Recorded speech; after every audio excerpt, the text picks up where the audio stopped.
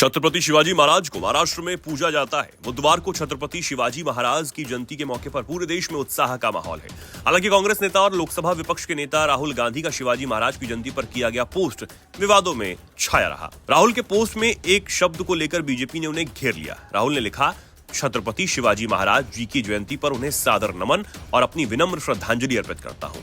अपने साहस और शौर्य से उन्होंने हमें निडरता और पूर्ण समर्पण के साथ आवाज उठाने की प्रेरणा दी है। उनका जीवन हम सभी के लिए सदैव प्रेरणा स्रोत रहेगा। बीजेपी समेत महायुति के नेताओं ने श्रद्धांजलि लिखने पर राहुल गांधी की आलोचना कर दी। भाजपा नेता अतुल भातखलकर ने राहुल गांधी पर निशाना साधा। उन्होंने कहा, राहुल गांधी ने छत्रपति शिवाजी महाराज को उनकी जयंती पर श्रद्धांजलि अर्पित की। ये महाराष्ट्र के नागरिकों का अपमान है। राहुल गांधी जाने अनजाने में महाराष्ट्र के महापुरुषों का अपमान कर रहे हैं। भटखलकर ने मांग की कि राहुल गांधी इस ट्वीट को वापस ले लें। पीएम मोदी समेत विभिन्न नेताओं ने छत्रपति शिवाजी को उनकी जयंती पर नमन किया। हालांकि कांग्रेस सांसद और लोकसभा में नेता प्रतिपक्ष राहुल गांधी छत्रपति शिवाजी की जयंती पर ट्वीट करके मुश्किल में फंस गए। छत्रपति शिवाजी महाराज की जयंती पर कांग्रेस नेता राहुल गांधी ने ट्वीट करते हुए छत्रपति शिवाजी महाराज जी की जयंती पर उन्हें सादर नमन और अपनी विनम्र श्रद्धांजलि अर्पित की। अपने साहस और शौर्य से उन्होंने हमें निडरता और पूर्ण समर्पण के साथ आवाज उठाने की प्रेरणा दी। उनका जीवन हम सभी के लिए सदैव प्रेरणा स्रोत रहेगा, ये राहुल गांधी ने लिखा। महाराष्ट्र के उप मुख्यमंत्री एकनाथ शिंदे ने राहुल के छत्रपति शिवाजी महाराज को श्रद्धांजलि देने पर कहा कि राहुल गांधी ने जानबूझकर ये गलती की है। वो हमेशा महाराष्ट्र के महापुरुषों का अपमान करते हैं, वीर सावरकर का भी अपमान करते हैं। उन्हें माफी मांगनी चाहिए। राहुल गांधी ने सिर्फ छत्रपति शिवाजी महाराज नहीं बल्कि पूरे महाराष्ट्र और शिव प्रेमियों का अपमान किया। एकनाथ शिंदे ने आगे कहा, स्वरा भास्कर को या कमाल खान या राहुल गांधी जो महापुरुषों का अपमान कर रहे हैं उन सब की निंदा करता हूं। वहीं राहुल की टिप्पणी को लेकर महाराष्ट्र भाजपा के नेता प्रसाद लाड ने भी नाराजगी जाहिर करते हुए राहुल गांधी पर देशद्रोह का मुकदमा दर्ज करने की मांग की। प्रसाद लाड ने कहा कि राहुल गांधी पर देशद्रोह का अपराध चले। जब हिंदुस्तान के आराध्य देवता छत्रपति शिवाजी महाराज के जन्मदिन पर अभिवादन और आदर लेने की उम्मीद है, ऐसे में कांग्रेस के नेता राहुल गांधी ने श्रद्धांजलि के शब्द का प्रयोग करते हुए महाराष्ट्र और मराठी लोगों की अवमानना की। राहुल गांधी को तुरंत ट्वीट वापस लेना चाहिए और महाराष्ट्र से माफी मांगनी चाहिए। राहुल के पोस्ट पर राष्ट्रवादी पार्टी के प्रवक्ता अमोल मिटकरी ने भी आपत्ति जाहिर की। उन्होंने कहा, अगर राहुल ने यह गलती की है तो उन्हें माफी मांगनी चाहिए और अपने ट्वीट को सही करना चाहिए। मिटकरी ने यह भी पूछा कि उन्हें इतनी बड़ी गलती का एहसास क्यों नहीं हुआ। युवा सेना के नेता राहुल कनाल ने कहा, राहुल गांधी ने जो ट्वीट किया है उसकी भाषा देखिए। इतनी देर के बाद भी अगर आपने गलती नहीं सुधारी है ट्विटर पर, तो इसका मतलब है कि आप छत्रपति शिवाजी महाराज के बारे में क्या सोच रखते हैं वो पता चल रहा है। Army chief general Upendra Dwivedi ने भारत चीन सीमा विवाद के साथ देश के अंदर सेना को लेकर हो रही राजनीति पर करारा जवाब दिया है। नेता प्रतिपक्ष राहुल गांधी को नसीहत देते हुए उन्होंने कहा कि सेना को राजनीति में घसीटना ठीक नहीं। बता दें कि राहुल गांधी ने बीते दिनों चीफ ऑफ आर्मी के हवाले से दावा किया था कि लद्दाख सेक्टर में घुसपैठ हुई थी। नेता विपक्ष चीन की घुसपैठ को लेकर पीएम मोदी को घेर रहे थे और इसी कड़ी में ये बात कही थी। बाद में राहुल गांधी के आरोपों पर रक्षा मंत्री राजनाथ सिंह ने जवाब दिया था और एक्स पर पोस्ट किया था कि राहुल गांधी की तरफ से सेना प्रमुख के लिए कहे गए शब्द कभी भी उनके द्वारा नहीं बोले गए थे। अफसोस की बात है कि राहुल राष्ट्रीय हित के मामलों पर गैर जिम्मेदार राजनीति कर रहे हैं। अब सेना प्रमुख सामने आए हैं और न्यूज एजेंसी एएनआई के एक पॉडकास्ट में उन्होंने कहा कि हमने चीन के साथ बातचीत के रास्ते को आगे बढ़ाया। इस बातचीत से आपस की गलतफहमियां दूर होंगी। हम चाहते हैं कि दोनों देशों के बीच किसी तरह का कोई कंफ्यूजन ना रहे। इसके लिए हमने कोर कमांडर्स को अधिकार दिए हैं कि वो अपने स्तर पर ऐसे मामलों में फैसले लें। इसके लिए उन्हें किसी भी तरह की मंजूरी की जरूरत नहीं है। भारत हमेशा पहले बातचीत का रास्ता निकालता है, लेकिन जरूरत पड़ने पर जंग से भी पीछे नहीं हटता।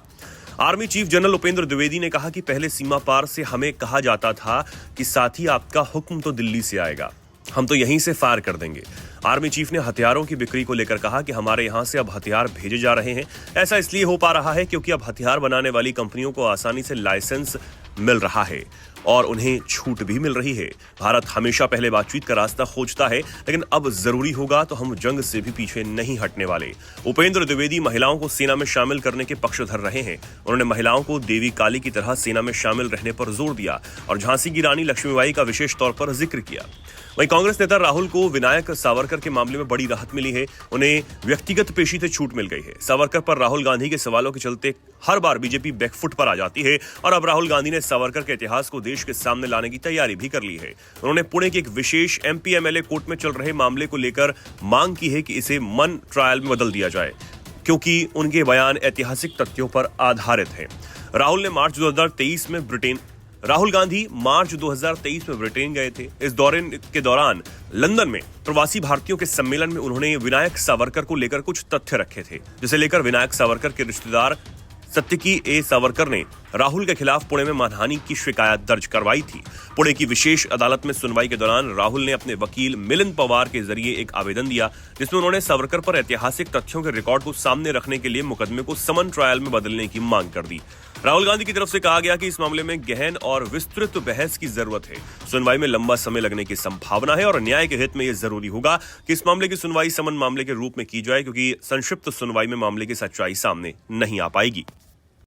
दिल्ली विधानसभा चुनाव हारने के बाद अब आम आदमी पार्टी के सुर बदले बदले से नजर आ रहे हैं। इस बीच आपके राज्यसभा सांसद संजय सिंह ने बड़ा यू टर्न लेते हुए महाकुंभ को लेकर इंडिया गठबंधन के अपने सहयोगी दलों को ही आईना दिखा दिया है। सपा प्रमुख अखिलेश यादव और पश्चिम बंगाल की मुख्यमंत्री ममता बनर्जी के महाकुंभ वाले बयान पर आप सांसद ने समर्थन नहीं किया। संजय सिंह ने मीडिया से बातचीत करते हुए कहा कि महाकुंभ के सम्मान और आस्था पर कोई भी प्रश्न नहीं उठाया जाना चाहिए। उन्होंने आगे कहा कि महाकुंभ सभी हिंदुओं के लिए आस्था का पर्व है। बता दें कि इससे पहले पश्चिम बंगाल की मुख्यमंत्री ममता बनर्जी ने महाकुंभ को लेकर विवादित बयान दिया। ममता ने कहा कि प्रयागराज में चल रहा महाकुंभ अब मृत्यु कुंभ में तब्दील हो गया है।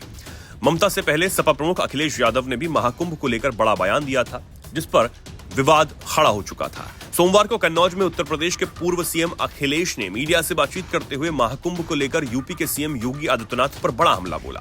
उन्होंने कहा कि सरकार ने नाम तो महाकुंभ रख दिया, लेकिन इंतजाम के नाम पर सिर्फ महाप्रचार किया। महाकुंभ जब से शुरू हुआ तब से ही उस पर जमकर सियासत हो रही है। भगदड़ हादसे के बाद से विपक्ष योगी सरकार पर लगातार हमलावर रहा है। पश्चिम बंगाल की मुख्यमंत्री ममता बनर्जी ने भी महाकुंभ को मृत्यु कुंभ कहा, जिसके बाद बवाल और ज्यादा बढ़ गया। ममता के इस बयान की अब हर तरफ आलोचना हो रही है। साधु संतों के बाद अब मौलाना साजिद रशीदी ने भी ममता बनर्जी के बयान की निंदा कर दी। ऑल इंडिया इमाम एसोसिएशन के अध्यक्ष मौलाना साजिद रशीदी ने ममता बनर्जी के महाकुंभ को मृत्यु कुंभ कहने वाले बयान की जमकर आलोचना की। रशीदी ने कहा, किसी की आस्था के साथ खेलना, किसी की आस्था पर हमला करना आस्था को अंगूठा देने जैसा है। मैं ममता बनर्जी से पूछना चाहता हूं कि क्या वो हिंदू नहीं है? क्या वो महाकुंभ में आस्था नहीं रखती? उन्हें यह भी साफ करना चाहिए, कुछ भी कहने से पहले हमें यह सोचना चाहिए कि हम बहुसंख्यकों की आस्था पर हमला कर रहे हैं, जो बहुत गलत है, और इसकी जितनी भी निंदा की जाए वो कम। उनको अपने बयान के लिए हिंदुओं से माफी मांगनी चाहिए। बता दें कि पश्चिम बंगाल की मुख्यमंत्री ममता बनर्जी ने हाल ही में महाकुंभ में हुई भगदड़ की घटना का जिक्र करते हुए राज्य विधानसभा में सीएम योगी आदित्यनाथ पर निशाना साधा। उन्होंने कहा कि यह महाकुंभ नहीं बल्कि मृत्यु कुंभ है। मैं महाकुंभ का सम्मान करती हूं, पवित्र गंगा मां का सम्मान करती हूं, लेकिन योगी सरकार की व्यवस्थाएं विफल रही हैं। भगदड़ में मरने वालों की सही संख्या अब तक नहीं बताई गई है।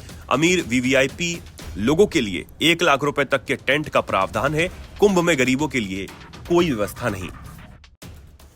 अखिलेश यादव ने दिल्ली में आम आदमी पार्टी का समर्थन कर दिया था और दोनों की आदतें भी बिल्कुल समान हैं। टोटी चोर अखिलेश यादव के तर्ज पर मनीष सिसोदिया ने चुनाव हारने के बाद कैंप विधायक के ऑफिस से एसी, टीवी, साउंड सिस्टम, कुर्सी, सोफा लेकर भाग गए। हमारे देश में नेताओं और यहां तक कि आम जनता में भी एक मनोवृत्ति है पब्लिक प्रॉपर्टी या सरकारी एसेट को अपने बाप का माल समझने की। जब इस्तेमाल करना होता है हम जमकर करते हैं, और जब हमारा अधिकार खत्म हो जाता है तो हम या तो उसे तोड़फोड़ देते हैं या चोरी कर लेते हैं। हमने देखा है कैसे हमारे एक पूर्व राष्ट्रपति महोदय अपने काल के दौरान मिले सभी गिफ्ट्स ले गई थी, कैसे एक प्रदेश के मुख्यमंत्री अपने बंगले में लगी टोंटियों को उखाड़ ले गए थे।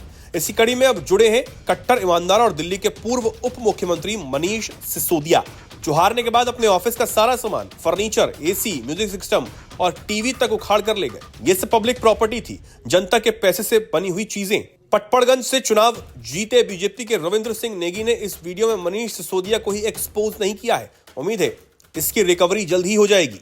दरअसल दिल्ली की पटपड़गंज विधानसभा सीट से बीजेपी विधायक रविंद्र नेगी ने आम आदमी पार्टी के पूर्व विधायक और पूर्व उप मुख्यमंत्री मनीष सिसोदिया पर विधायक कैंप कार्यालय का सामान चोरी करने का आरोप लगाया।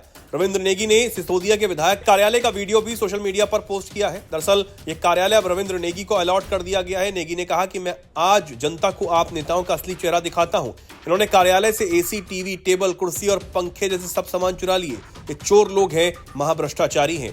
रविंद्र नेगी ने पूरे कार्यालय का वीडियो बनाया, जिसमें देखा जा सकता है कि पूरा कार्यालय खाली पड़ा हुआ है। ना तो कहीं कुर्सी है और ना ही मेज, पंखे भी निकाल लिए गए और एसी की खिड़की खाली पड़ी है। इस वीडियो को शेयर करते हुए बीजेपी विधायक ने आप नेताओं पर निशाना साधा। उन्होंने कहा कि इन लोगों ने सरकारी संपत्ति को खूब लूटा है और इसी कारण से जनता को इनको चुनाव में वोट नहीं दिया। नेगी ने सोशल मीडिया पर पोस्ट कर लिखा, आप नेताओं की भ्रष्टाचार की हदें अब भी पार नहीं हुई।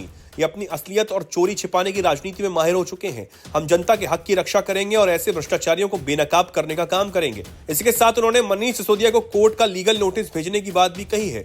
नेगी ने बताया कि मैं सरकारी संपत्ति को चोरी करने के मामले में अदालत के माध्यम से मनीष सिसोदिया को लीगल नोटिस भिजवाऊंगा। आप नेता ने जो भी सरकारी सामान का गमन किया उसकी भरपाई करनी पड़ेगी।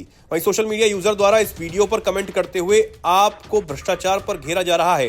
हालांकि इस संबंध में अब तक सिसोदिया या आम आदमी पार्टी की तरफ से कोई प्रतिक्रिया नहीं आई है।